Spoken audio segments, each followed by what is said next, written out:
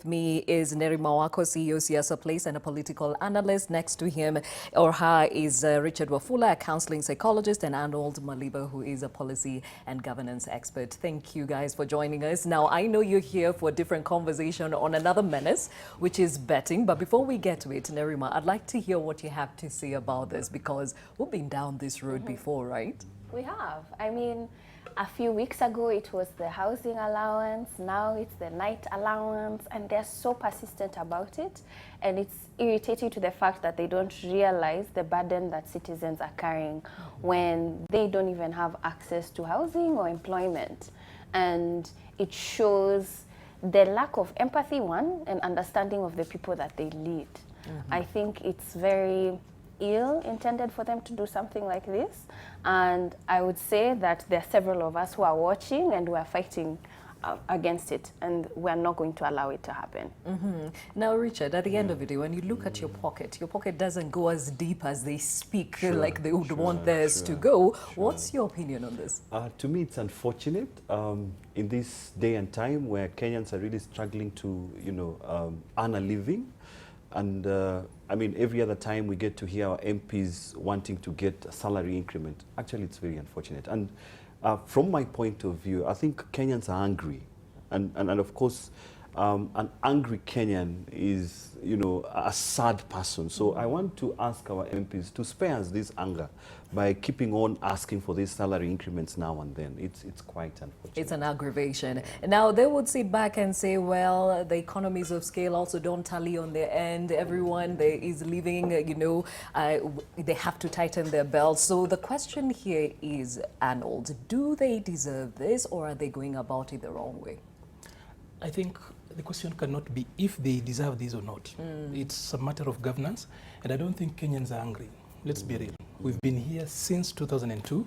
The issue or the question of MPs' greed is as old as our leadership has been, but at least since 2002, it has actually been a very constant feature. It's recurring, and every time they do that, we complain, come out here, make noise, give views, and that's what we stop. In proper places, MPs would not have addressed any meeting this last weekend when this news came out. But they were all over and people went there, they were clapping. Some of the people who actually are raising these issues today were in those rallies, they clapped for them. They never raised these issues. So Kenyans are not annoyed enough. But this should take us back to the constitution we actually put in place. Whereas it's very progressive, it's very expensive. The constitution we put in place is good, yes, progressive, but quite expensive to actually put in place.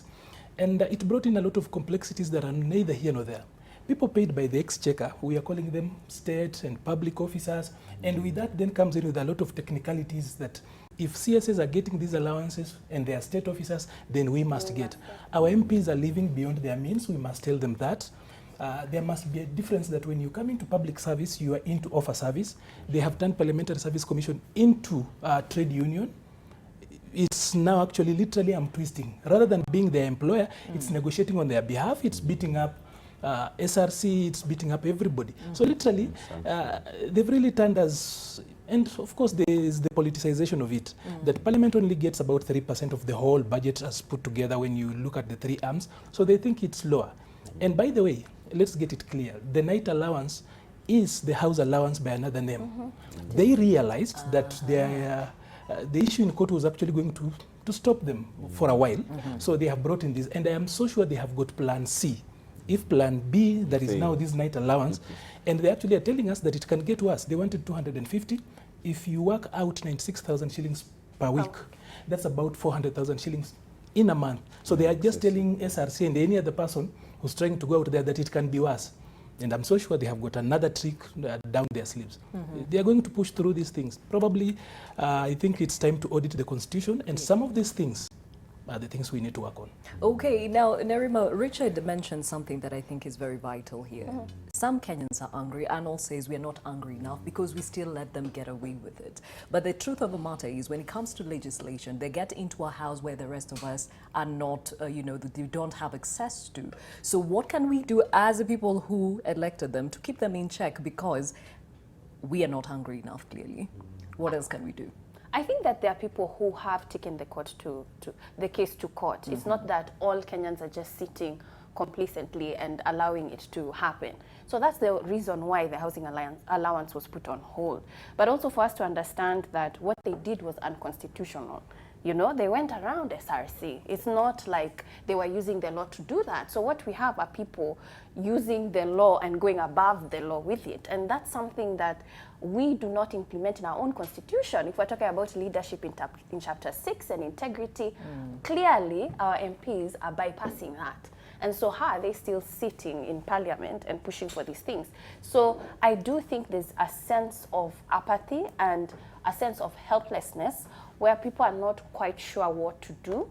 I still feel that they're frustrated, they are angry, and like I said, there are people who are mobilizing around it, such as people such as myself, who are part of groups who are pushing to stop this, whether it's through the courts, and that's something that the Constitution provides us with public litigation. Okiya Mtata doesn't have a law degree, but there's so much change he's able to bring in this country due to that Constitution. So it's not something that we're all out in the streets up in arms, and it's unfortunate because this is something that should cause us to do that.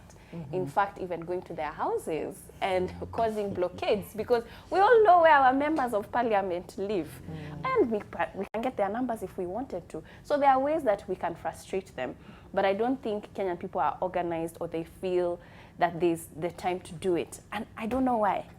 I don't know why. I cannot answer your question. Yeah, that's a very good question. We need to rethink. There's lack of leadership, of course. You do not expect them to organize themselves. There is need for us to give them a higher meaning to these issues, literally to ensure that young people, or rather necessarily because young people are, we are going to talk about betting. And the people affected are young people. When you talk about betting, you're talking about employment and unemployment or underemployment. So it's literally them who are suffering. And then MPs will give all manner of excuses. So I still think, the way she says, the few who are doing it are not enough, in my opinion.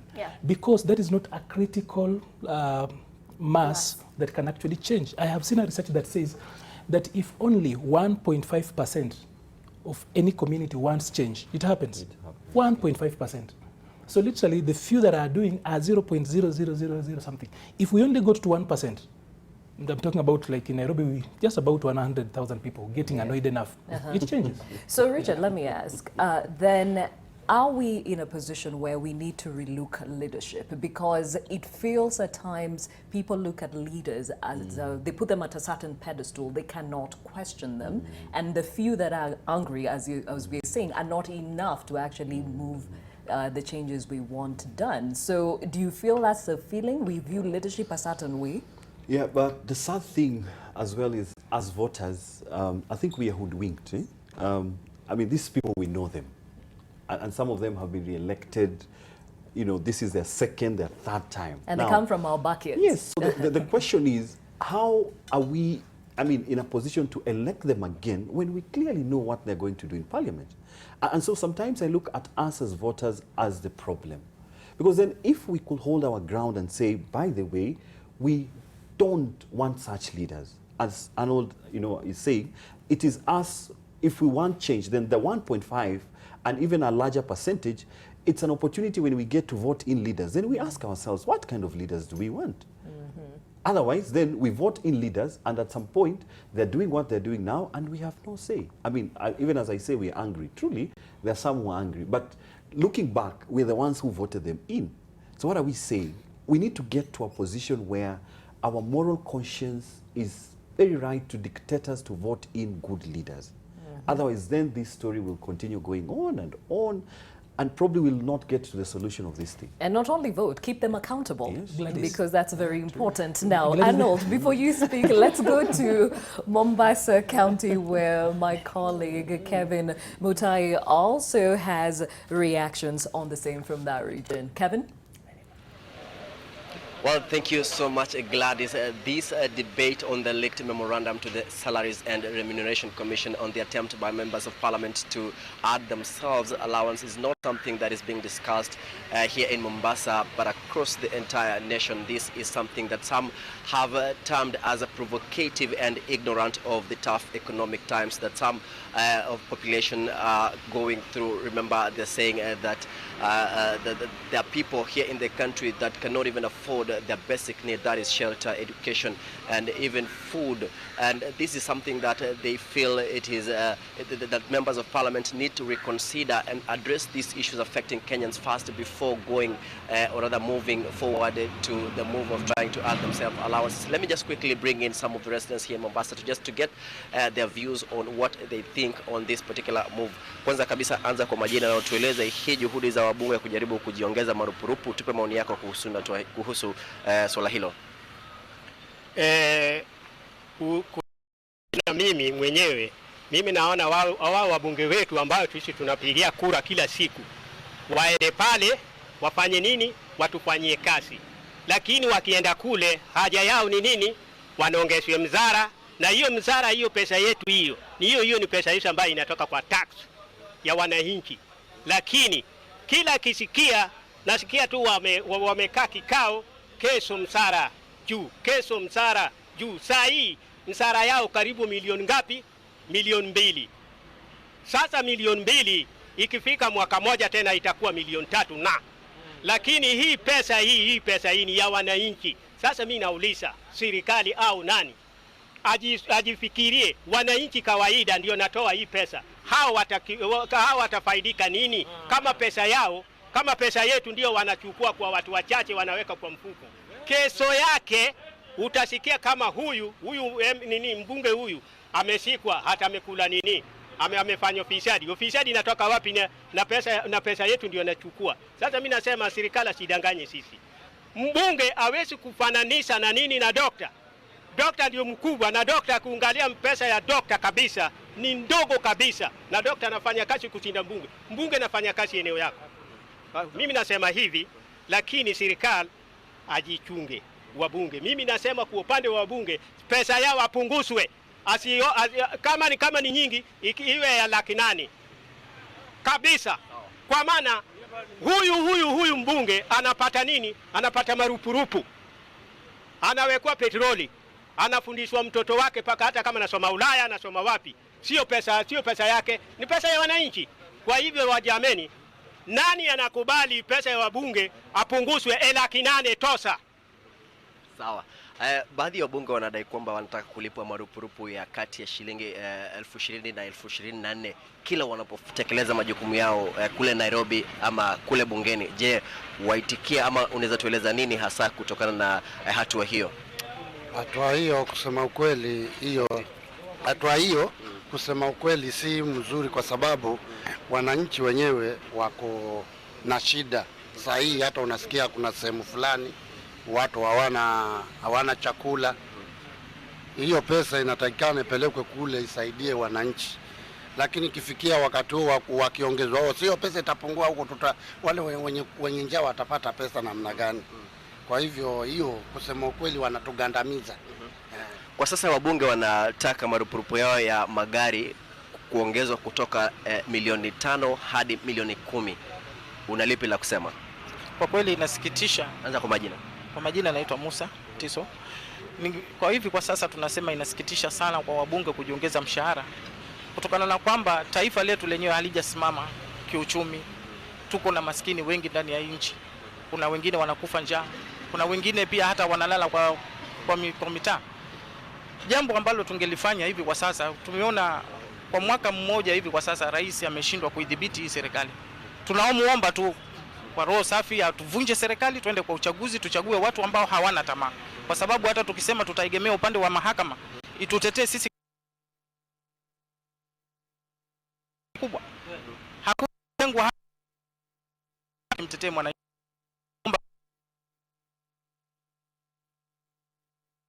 We apologize for that technical hitch, but that was Kevin Mutai from Mombasa County getting those reactions from the residents there in as far as the members of parliament asking the allowances to be hiked. And it's interesting how much this conversation has really made people come out to speak. And looking at Twitter, there are some people who says there's Derek who says it's us Wanjiko who have made our MPs demand more salaries and allowances. Whenever they come for the funeral, the MP is asked to give handouts. I mean, who does not need a salary review upwards in this day and time? Then another Ronald Lagat says MPs wanasumbua sana. Kwanza hawa wanalipwa pesa nyingi kuliko hata MCA. Na hakuna kazi yoyote eneo bunge lao. And somebody here says, let's call on the CJ Maraga to please break up this parliament. Who increases their own salaries? Tabia mbaya sana. Well, your comments still coming through at NTV Kenya at Gladys_Gashanja. And Arnold, you had a heated comment on this. No, I actually just wanted to speak to Nerima's point that about Article 6, Chapter 6 of the Constitution. Yes. And of course, the constitutional end of it. And I am sure of one thing, that we cannot moralize members of parliament on this issue. They have shown that them and this thing called shame really are very good friends. They don't care, as in... They don't know it. As in, shame to them, it's not something they are really going to take up. And these guys who never came to power via article or via Chapter 6, it's very hard to actually put them to task using Chapter 6. People who came to power through extra-constitutional means cannot be put to account using the Constitution because they find ways of going round and going round and going round. In the long run, we will actually have to find some extra obvious now that because they're actually using extra legal means, extrajudicial ways. They have got ways around these things. That's why I think we have to move away from giving, just getting angry. And I don't think this is, we are not angry enough. This is banter. You guys are just doing. Because next week they'll not be doing that. Like I said earlier on, last week when this issue came up, no member of parliament would have been allowed to address any gathering last weekend, be it in a funeral or any other thing. That is the only way they know how to get about this, and they are justifying everything. I know they have got what, if you went to court, they have got a legal case, because we have got the Employment Act 2007, and that is the landmine in this case. Because if they are state officers, it's not fair for them, actually at the legal level, that some other members of who are state officers, like cabinet secretaries, will get this allowance and they are not getting it. And of course, SRC also did not put the whole issue together properly when they started dealing with it. The people who we love pointing out are members of parliament. There are people in public service who earn immoral salaries. And that is what MPs are pointing at. We are not listening to them enough, even as we complain, because we know this is immoral. What they are doing is immoral. It might not be illegal, by the way. It might not be against the law how they are getting around it. But it is immoral, it is bad manners. They are really not caring and they do not feel, or rather, their demands and the Kenyan situation do not match. Because an average salary in this country is 35,000 shillings. How many times will that go into 1 million shillings, for example? They now want 3 million shillings. People in this country, like for example, let's talk about Nairobi. We're in Nairobi today. 60% of Nairobi live in only 15% of what is Nairobi. They pay rent that is less than 20,000. More than 40% of Nairobians pay less than 15,000 shillings of rent.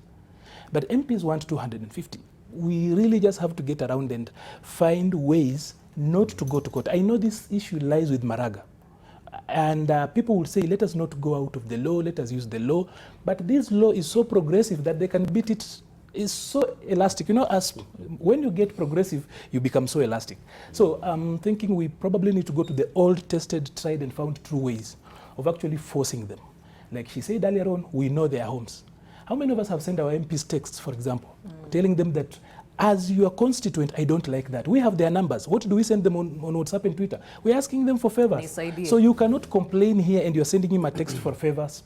Send him a text now. Reach out to a text. Write on his page. Tell him you don't like it. And all of us do that. All of us have got those texts. If an MP is going to get up to 10, 15, 20 texts today, telling him that we don't like what you are doing, you are a member or you are my member of parliament and I don't like what you are doing, they will rethink this. Otherwise, they are now silent. Just a few of them who are shameless are coming out to speak and defend. The rest are quiet, waiting to defend it in the house. And then next week we will be quiet and they will win this. And we will be there. We will still be here complaining and getting around that. And then another cycle will come. And on and on and on. Going. Because who gets allowances that are 3 times more than your salary?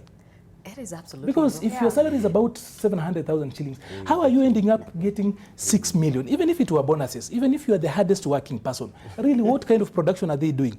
And the house has got important bills that are piling up. Some of these guys do not speak in the house, they don't do anything. All they do is that they go out in funerals, make noise, do hate speech, use abuses, and that is what they want us to pay for them. Nerima, morality. They are a reflection of society. So is this us saying as a country we have lost it totally in terms of keeping checks and balances on what should be done, right or wrong? I wouldn't say that, I mean, it's difficult to say that we haven't lost it just because of the rampant cases of corruption that we witness every day and not necessarily witnessing the justice system working for those who are just. So it's difficult for us to talk about young people having morals when their own people who govern this country don't. But to talk to what Arnold just talked about right now, the main issue here is the level of salary and allowances. That's the issue that I think we've agreed on, how it's too high and the average Kenyan earns too low. And these are the conversations that we need to be having. And SRC being able to work as an institution. We cannot have or talk about morals without institutions, okay? If someone is morally corrupt, there should be an institution to put them somewhere that says you are bad and because of your behavior, you cannot progress in our country. But that doesn't happen. We have anybody and everybody mixing with everybody, and in fact, those who are morally corrupt are seen to be doing better than those who live day by day when it comes to living a life of integrity. And those are the things that, as a country, we cannot build on if we don't have institutions that support integrity.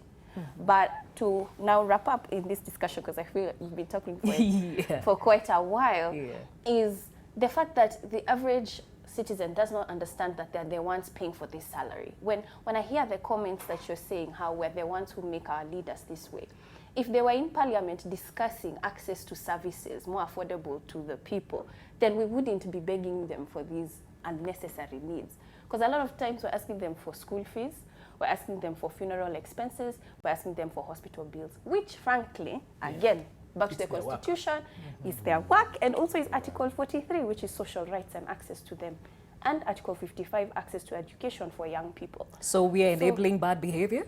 Yes.